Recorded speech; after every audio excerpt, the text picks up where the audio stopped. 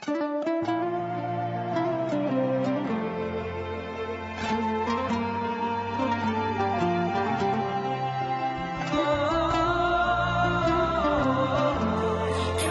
тілеймін, көзіме бүгін жас келіп тұр қалайық, әрбір істі зердеге алып қарайық.